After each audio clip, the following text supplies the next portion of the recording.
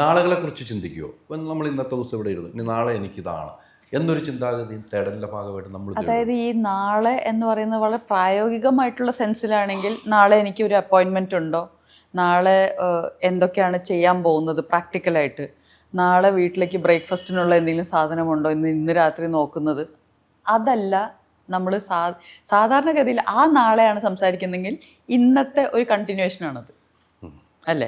അത് വെറുതെ നമ്മൾ ഈ 24 മണിക്കൂറാണ് ഒരു ദിവസം എന്ന് നമ്മൾ തീരുമാനിച്ചതുകൊണ്ടാണ് പെട്ടെന്ന് ഇന്നും നാളെ ഉണ്ടായത്. അല്ലെങ്കിൽ സമയം ഇങ്ങനെ മുന്നോട്ട് പോയിക്കൊണ്ടേയിരിക്കുകയാണല്ലോ, അപ്പോൾ അത് തന്നെ അങ്ങനെ നടന്നു പോയിക്കോളും.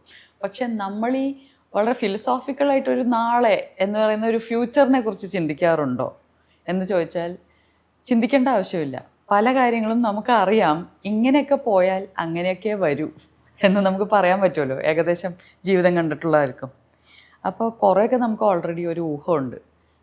പിന്നെ ഉള്ളത് മനസ്സിൻ്റെ ആങ്സൈറ്റിയാണ്. ആൾക്കാർ ഈ നാളെക്കുറിച്ച് ചിന്തിക്കുന്നത് പേടിയാണ്. പേടിയില്ലാത്ത ഒരാൾ നാളെ പറ്റി ചിന്തിക്കുന്നില്ല. ഇന്നത്തെ ഈ സംതൃപ്തിയിൽ ഓൾറെഡി നിറഞ്ഞിരിക്കുമ്പോൾ, ഇപ്പം നിങ്ങൾ നല്ലൊരു ബിരിയാണി കഴിച്ചുകൊണ്ടിരിക്കുമ്പോൾ നാളെ എനിക്ക് ബ്രേക്ക്ഫാസ്റ്റ് ഉണ്ടാവുമെന്ന് ആരും ചിന്തിക്കുന്നില്ല. ഇത് ആസ്വദിച്ചുകൊണ്ടിരിക്കുകയാണ്. അപ്പം അങ്ങനെ ജീവിതം ആസ്വദിച്ചുകൊണ്ടിരിക്കുന്ന ഒരാൾക്ക്, ജീവിതം എന്താണെന്ന് അറിയാവുന്ന ഒരാൾക്ക് ജീവിതത്തിനെ പേടിയില്ല.